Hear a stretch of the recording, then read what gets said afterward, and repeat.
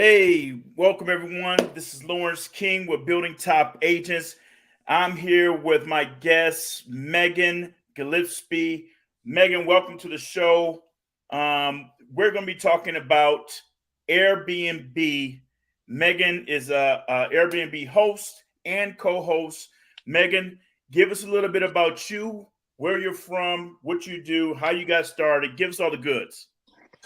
So I'm currently active duty in the Marine Corps, but I started getting into real estate on a deployment a few years ago, and just decided that's kind of the path that I wanted to travel down. And then I bought a couple properties, sold a property or two, and then now I have moved out of one of them, and last year turned it into an Airbnb and have been running it as a superhost for almost a year now.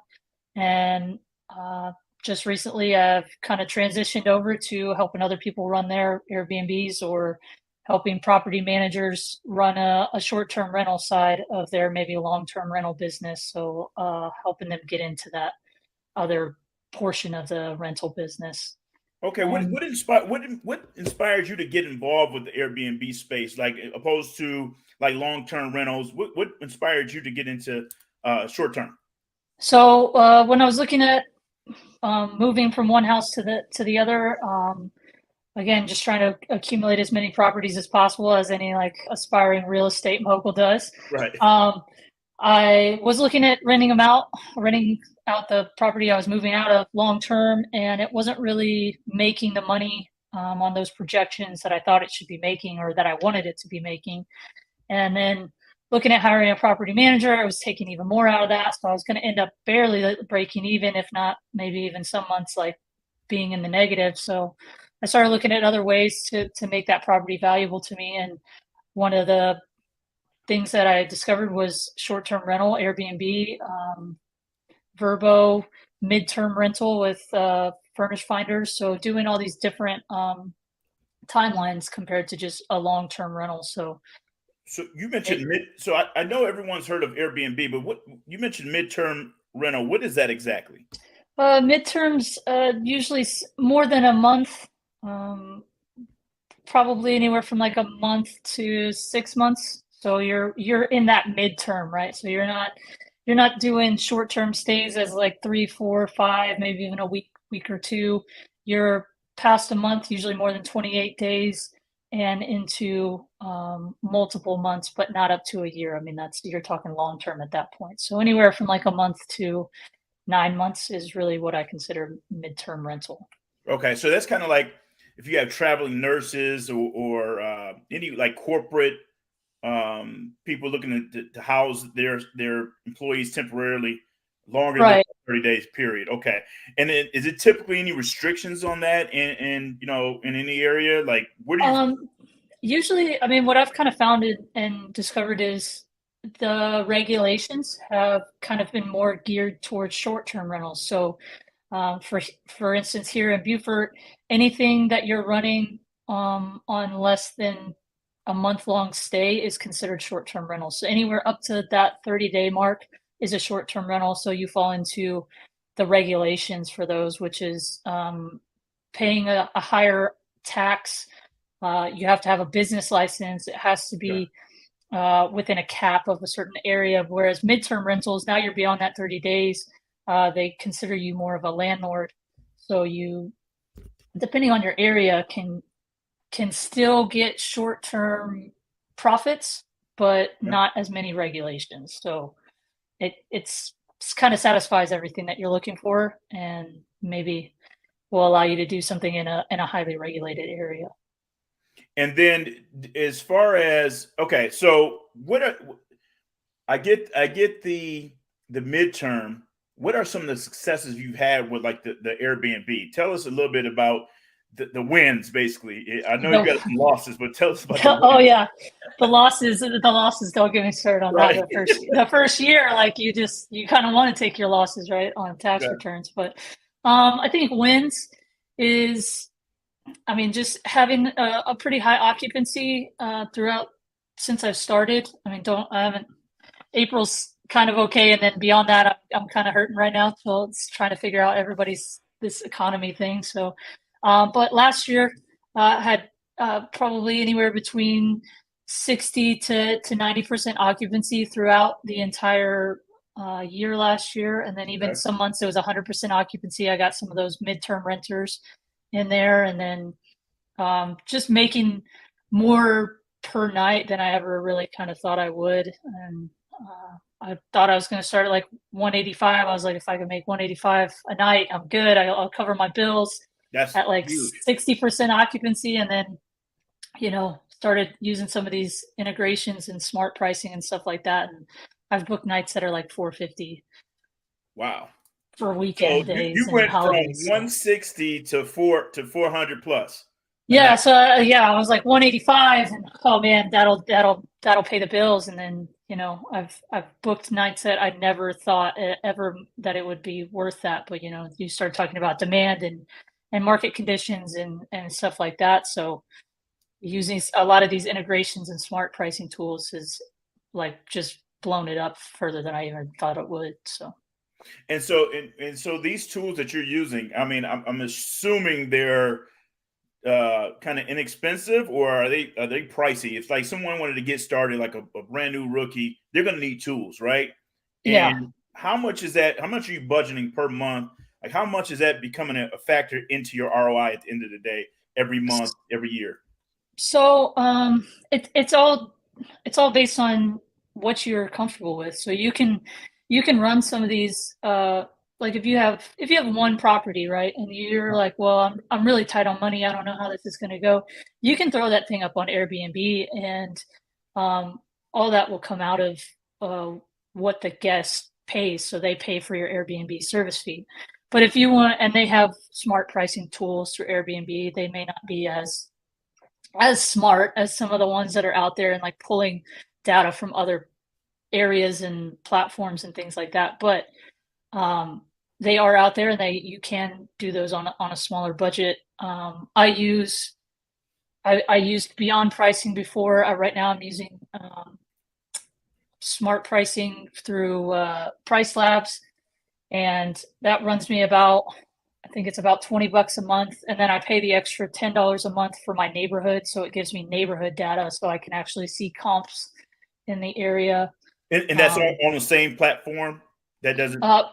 Price Labs is your smart pricing, and then it'll give you your neighborhood data, and that's about $30 a month for the neighborhood, and then actually hooking up your prices to the platform. So that's $30, and then you can, if you're on multiple platforms and you want to kind of sync your inboxes, you want to get all your messages from no matter where, booking.com, Verbo, Airbnb, Expedia, Google Travel, like all these, you can be on all these platforms, right? But you don't want to have to open 17 different apps trying to figure out like, where is this person messaging me from? Right. You can, I use Guesty as my property management software. So all my messages from all my platforms are synced there. That's kind of like the hub. So everything feeds in there from these different sites. So guest. Right. Okay. Guesty is what I use. I've used Hospitable before. It doesn't have as many options. There's Owner Res, which is out there. There's a bunch of different ways that you can go about it, and it's all based on what you want specifically. Like if you just want inboxes and like auto message templates to go out, then Hospitable is where you want to go. If you want to see financial projections and reports and be able to send your cleaner different tasks and more options like that, then Guesty does everything that I could ever ask for, really, as a single property owner. And then Owner Res, I've heard really good things about it. I did some demos, but it's kind of clunky and it's not as user friendly. It's not as pretty as Guesty, but it has a lot of integrations, probably more than I even know that I need. But a lot of people say good things about Owner Res too. So it's all about what you're comfortable with, and sometimes you just got to start something and to realize like, ugh, I don't like this. I need to move on. So. Right, right. So it seems like you can go down a real rabbit hole with this stuff, and you have to kind of be focused and making sure. Well, obviously, you're going to do trial and error, correct? So, right. How much money, if you don't mind me asking, how much money do you think you've spent on trial and error? Probably at this point. I mean, just like the software portion, or Yeah. like, Well, I know, I mean, yeah, I would say probably a couple $100 and just I mean, I was even when I pulled the trigger and I was like, I'm gonna do this, it worked for what I needed it for the time period until I basically grew out of it. And then I moved on to something else. A so you lot just of kind of the graduated. So yeah, a lot of the platforms offer at least a 2 week trial period, and it's usually free. So you can at least get on there and see what's going on. The only problem is you can't connect multiple ones at once, right? So I couldn't be on Guesty and then take my property over to owner res and connect it to both of them at the same time to try them out and see which one's better. They're very strict on if you're if you want to run your property on our platform, then it's going to be connected to only our platform. only, So okay. so you kind of that's why you can do some research on the internet and try and watch as many YouTube videos as possible, and that's the best way to try and figure out what does this thing have over what I'm using now. Because like once you start trying to use it, you have to really use it. You have to connect your property to it. So you can't just be like half in, half out, just trying it out. You have to really like commit to it. So Hone in. yeah. So I mean, I wouldn't say I've wasted money on software. It's kind of just one of those things you just kind of graduate and you start An it like investment, basically. yeah, you You're just investing in these different things to find out which one works best, right? right. You start Well, at like the $20 level and uh, then I mean some people for me, some like Guesty's $50 a month, but they don't take any service fees off the booking. So for me, they I would don't. rather do that. Yeah, I would rather do that and pay the flat fee Okay. than them take 3%. I mean, $50, that's easy paid. And Yeah. I mean, 3% of 16 bookings at, 600, $700 a piece, that's a lot more than $50. So I'd rather just pay the flat fee. But some people they got lower level properties. Maybe they're doing a one bedroom, one bathroom apartment and they're renting it for, 50, $60 a night. Well, that's a whole night for them. So that may not be the tool that they want to use. So it's all about what you want to do and what you can afford and what your market kind of needs. So. And so with your experience right now, right? You said this is kind of the slow period right now for you guys, for you. Yeah, it's kind of I usually do midterm rentals starting December, January into March and April, just because everybody's in school, nobody's really taking vacations, maybe for spring break, but Okay. it's kind of hit or miss. But like I'm looking at the market conditions here, and it's kind of slow. I'm looking at uh, June, July, August, just trying to see like, hey, what's going on with this? Why am I not seeing these bookings? And then I'm doing these searches, and the same properties are coming up. So like my competitors are not booking yet either, which makes me feel a little bit better. But you want to have those summer bookings. So it's just kind of a slower season. People will start planning out their summer around this time. So I'm hoping to see some pickup in So some reservations so coming a in. little bit of uncertainty right now, correct? Yeah, I mean that's just kind of how it goes, right? I mean, and that's the scary part of the short-term rentals is Right. It's making sometimes your lead time is 45 or 60 days and you're booked out 2 months in advance, and then sometimes it's 30 days and 21 days and you're like, oh man, I hope somebody shows up and pays me money because I got to pay the bills. So right, right. it's all just dependent. Have you paid off all of your rentals, or I mean, I don't even know how many rentals you have, but are they all paid off, or are you still making a mortgage payment on them? No, I mean like this house that I have that I'm doing the short-term rentals on. I mean, I just bought it 3 years ago. So, and then I refinanced it to pull some cash out to buy the house that I'm living in now. Okay. Kind of doing that Burr method, moving in and Right. getting that lower interest rate. So, yeah, no, but I do all the money that comes into my business. I have a specific business account, so it's run through an LLC. I bought all my furniture through the LLC through that credit, so I've paid off that, and then Right.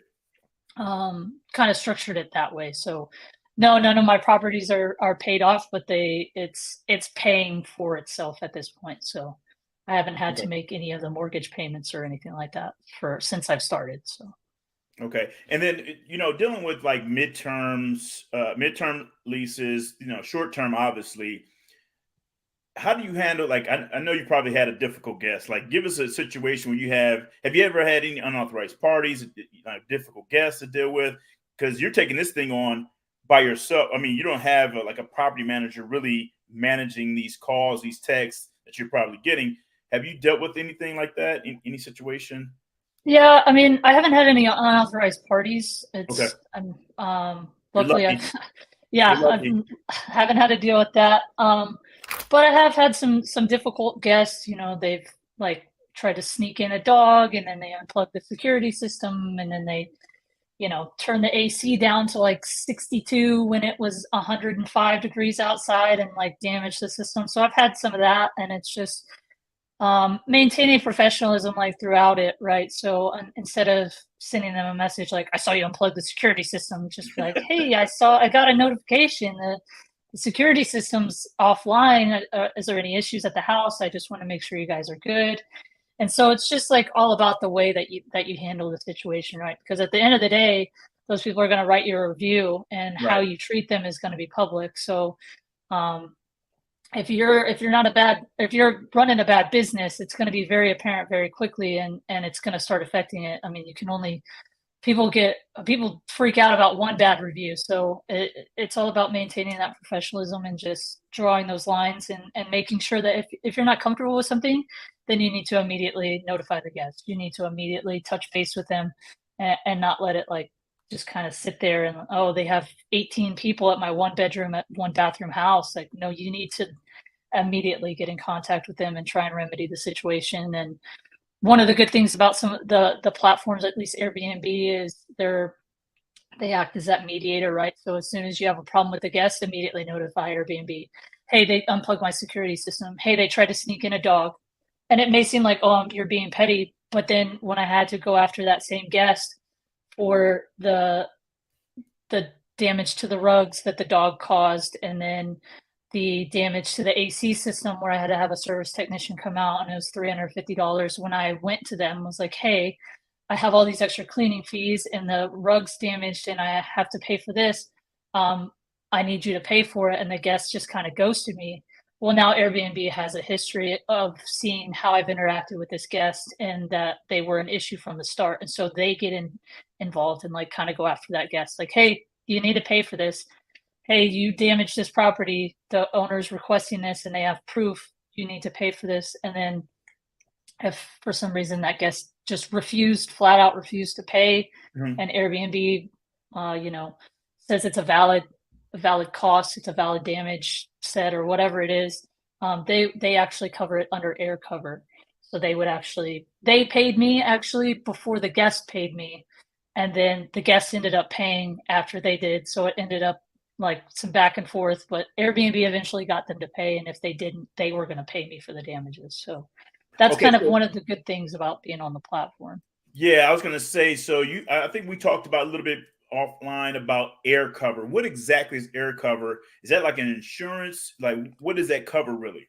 It's basic, so it's not going to cover if a guest brings in a candle and burns your house down. Like, it's not going to cover your property, right? Okay. So it covers basically, like I said, rugs, uh, couches, property within the house. I mean, maybe if you had like if they punched a hole in the wall, or a door came off the hinges or something like that. Um, they cover things of that nature. Whereas, if a guest breaks the sink off the wall and floods your house, like, they're not going to cover all of that. That's more your homeowner's insurance, right? But the thing to note, and the thing that I always tell everybody, because they're just like, oh, I'm just going to start Airbnb and I'm good. I'm just going to Right. start renting my house out. You need to speak to your homeowner's insurance agent, just because it's a different policy. It's a completely different coverage. It's even different than I've heard people say. I just had a guy I was setting up, and he said that his insurance agent told him he's good. He's got a landlord policy, and I was like, no, you're not. That company doesn't even offer short-term rental insurance. And sure enough, he went back and talked to the insurance agent again and was like, oh, well, you're doing less than, I can't remember if it was 90 or 30 day stays, but every insurance company has like a limit, right? So they'll set it at, it's usually a year. So anything less than a 1 year year. is, yeah. Some people, some it's more, some it's less. It just kind of depends. But they they insure for long term. That's a landlord. You're not really a landlord. They consider it more. When I was talking to, I think it was State Farm, they were trying to quote me. I think my insurance was, 1,400 bucks for the year, and they were trying to quote me like $6,000 a year for short term rental insurance $6,000. because they were classifying it as a hotel. Because they're like, oh, now you're Wow. running a business. Now you fall under our.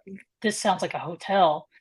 So it's all about like which company you work with and like how much you want to pay. And there's certain companies that are geared more towards actual short-term rental property owners and operators. So just make sure that's one of the biggest things. And people think, oh, well, Airbnb has air cover. I'm good on insurance. That's not Covered. what that's for. It's completely different. So before anybody starts going out there and welcoming people into their home, they need to speak to their homeowner's insurance agent. Almost It's sure. just And not to give a plug to anyone insurance out there, but what insurance have you looked into that seems to be the most cost effective and covers majority of your property?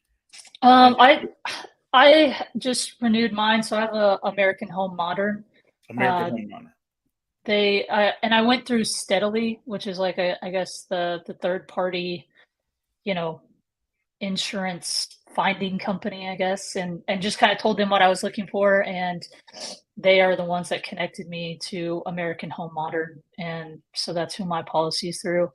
There's another one that is very popular, and I can't remember the name of it right now, of course, but um, they're a little bit more expensive, but they cover a lot more things. What you want to make sure that you are covered on is the guest terms. So you want to make sure you're covered for guests that are staying in your house for certain periods of time, and then things like market rental replacement. So if your house, say the guest floods your house, right, and it's going to take 2 months for your house to be completely You're repaired, out of funds. you need to have that short-term rental insurance so that they cover you for the loss of income during that period. Gotcha. That's the biggest thing and that's where um, you'll lose money if you're not covered correctly. So if they think you're renting it as a long term and they're like, oh, well, the long term rent in your market is $1,100, and you're missing out on $6,000 a month because of this damage, they're only going to cover you for $1,100. They're not Right. going to Yeah, cover I have you. that on my rentals, long term coverage for if in case something like that happens where I'm Yeah, out, 2-3 months because of damage. yeah, Wow. Okay. yeah, So and the insurance is going to be important. So people out there that just think they can just jump into this thing. It's a lot more in detail that they need, more research that they need to go into yeah. and find out more about, Airbnb in itself as far as being covered. So that air Yeah, cover, is that air cover included in the fees that they charge or? yeah, there's no Airbnb doesn't charge a fee for any of the air cover stuff, Okay. and but it's all about documentation, right? So if I was to be like, oh well, this guest ruined my rug and damaged my AC, hand me $500, they're going to be like, no, why would I Right. do that? So you have to produce invoices, Okay. pictures, videos. Um, Airbnb is very specific on keeping all of their communication between you and your guest on platform. So, yeah, you get their phone number, and I don't think they really give you access to their email, but they definitely give you their phone number. But it's very tempting to be like, oh, I'm just going to text this person rather than communicating with them through the app or your PMS, whether it's Guesty or whatever it is. But if you are just texting them, Airbnb can't see those conversations. So then you run the risk of, oh, well, they said this, they said that. Well, you have no proof because they're not tracking those conversations. Through the Airbnb messaging app. Right. Yeah. So if you're on the Okay. phone with them and they're like, oh, yeah, I'll pay you $1,000 for everything I broke. And then, you're Everything's in asking writing. for $1,000 and they're just ghosting you. Well, they said they will pay. Airbnb has no proof of that. So Right. everything, every time, especially Airbnb, VRBO, I do the same thing. Okay. Verbo, VR, whatever people call it these days, whatever. Um, I just try and keep everything on platform. So that way, if I do have to make any claims or anything like that, it's all right there. And if I do have, if for some reason the guest gets my phone number and they text me, I'll usually take the screenshots and at least put them back on the chat and just say like, hey, just adding these here just for record that we had the conversation or whatever it is. Right. So So it you're just taking makes a it, phone call. You're making sure you're documenting by sending them a text, just reconfirming your conversation yeah, through the yeah, yeah, yeah, Airbnb app or VRBO or Verbo, whatever they want to call it. yeah. So let me ask you this: we covered quite a bit. What kind of marketing strategies have you like used to like increase your bookings or visibility of your properties? So I try and throw my property up there on Facebook at least weekly. Whether it be we the local travel groups or um, just So you know you're doing vacation rental by groups on owners. Facebook. Yeah, Facebook groups because there's just a lot out there, and maybe if somebody sees something on the Facebook group, then I try and direct them more towards my website rather than through the service platforms, just because it saves them fees, it saves me fees. Mhm. The only risk with doing that though is you're not getting those ID verifications that Airbnb requires before somebody creates an account, or you don't have the backing of them. So now you're doing short term as your own landlord, so you're alone and unafraid out there. So you have no backup. So That's a risk. that's yeah. So people usually usually people only really want to do that with people they can verify their identity. So if they're in the same like Facebook local Facebook group, or it's somebody I know, hey, my mom's coming into town, she needs a place to stay. Is your house open? Like, okay, cool. Kind And of like then I would like a friends and family situation, kind of. yeah, you don't want, I mean, you can put it out there for I'm kind of looking at expanding my website to run some more ads and some more general push, I guess, but with that you have to be careful and just make sure you're screening the guests, have them sign a rental agreement, which there's tons of templates out there. If anybody needs a template for anything, just check Etsy or some of these Facebook groups, or it's all out there. Like whatever it is, you're probably not the first one to do it, and you just got to Google it or look somewhere because somebody probably has one. So like the Facebook is like my huge source of information because I'm just in so many of these groups. So even if it's Me too. maybe not some, even if it's not something that I know I need, I'll just be scrolling through my feed and somebody's like, "Hey, I have this guest doing this weird stuff. Can people help me?" And I'll just read through just kind of get like premature knowledge. Like, okay, now when I have a guest that does the same thing, I already know what I should be doing. So Yeah, which is just like, crazy. That's how I found you. I found you in a yeah, seller finance property group, and I just yeah, so happened to be looking through a comment on someone's post, and I seen you, and you said, "Hey, I'm a Airbnb host and co-host," and I just reached out to you. And you got on the show, so I appreciate that too. I yeah. appreciate that. So it's good to join these Facebook groups, be on social media all over the place with your platform. What do you feel about, or what are your thoughts regarding like the hotel industry? Because I'm starting to see like I think Marriott or they've already been involved with some of the single home short term rental business. What do you feel about that? I, I don't know. I mean, everybody's got to put their hand where the money is, Right. Every time you start creating something and people just start putting their hand out, or they're like, well, how do I get in on this? And so I think it's just, I mean, it's the nature of the beast. If something's working, everybody's going to start doing it. So you have to kind of create something that's unique and I don't know. I guess we'll see how it goes, but I fully imagine that like just like all these hedge funds and stuff are buying up these long-term rentals and even short-term rentals now. It's kind of the same thing. People just want to go where the money is. So I guess we'll see, but I I think I think hotels are probably a little bit scared. They've probably taken a little bit of a hit recently. Yep. Yep. just it makes more sense to pay the same amount of money and you have 3 bedrooms in one house and you're staying there for a week than have to go everybody pay $200 a night for a single room, and now you're going out to eat every night, and kind of it's just a different lifestyle. So I think they're probably like, how do I recapture that market share? So I don't know. It's going to be interesting to see where it all Yeah, goes. I But mean, I think they want to make sure they keep their finger on the pulse, just like everyone else on the banks competing with crypto and all that stuff. yeah, They it's want to just make sure. Mark. Yeah, it's all the competition, which it's going to be like the best product rises to the top, like just like it always is. I think for those people out there that are like, "Ooh, I don't know if I should get into short-term rental. I don't Right. know." You can't just halfway get into it. You can't just be like, "Oh, I'm gonna kind of do this and see how it goes." Like you have to create a product and you have to think of it as a business. It's not just set it and forget it, like kind of like long-term rentals. Not saying that there's not any work to be done, but it's easy. Like, okay, well, once a year I'll find a tenant and they'll call me when the battery and the smoke detector is beeping, and Yeah, I mean, that's I think the key is you got to put systems in place, and that's what you're telling me right now. You have oh systems yeah, in place. You've done the R&D, and now it's pretty much running itself at this point. I mean, you still have to have a lot of interaction with the short term opposed to the long term. I've been a long term landlord for the longest. I've been nervous. I'm not gonna lie. I've been nervous about getting into the short term rental business, but a lot of my colleagues are in that business, right? And they've been in that business for quite a bit of time. And it's like easy for them, or it looks easy at least, but I don't see the back end, right?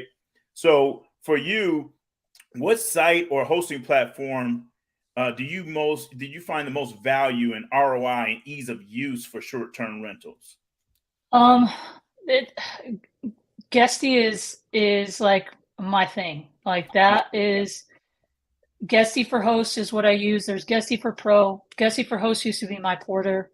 I didn't use it back then. I'm brand new. I guess some people used it back when it was my porter, but I think it has a good app. It's very easy. The icons are easy to understand. Even if you don't know where to go for something, it's pretty easy to click through it and figure it out. Um, they also offer integrations with a bunch of different sites, so you can be on a bunch of different platforms all at one time.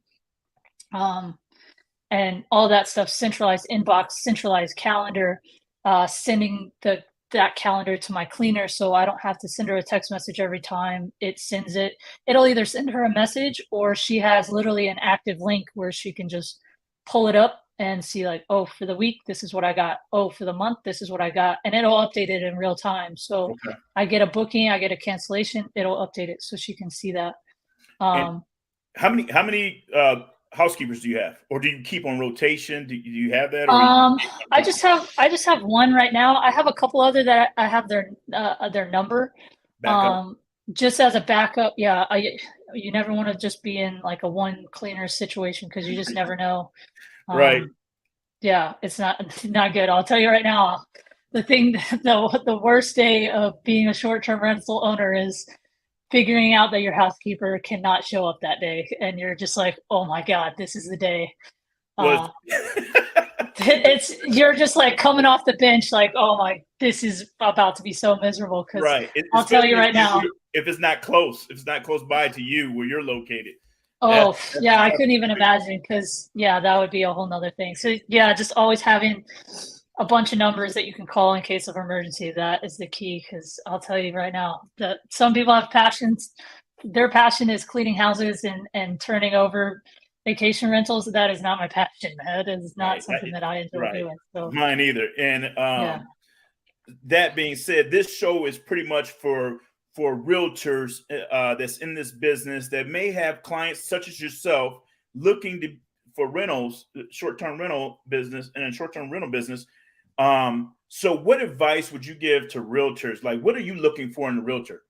When Um, or do you use realtors to find Airbnb properties to purchase? no, Or I do. Actually, I met the realtor that I use, and she's I haven't bought anything from her yet because the market's been so crazy, and I just kind of been like, waiting for that next deal. But I talk to her probably at least every few weeks. I've met her in a Facebook group, and she was just starting out as a realtor. So she was like, I'm hungry. I'm driven. Like, tell me what you want, and I will find that property.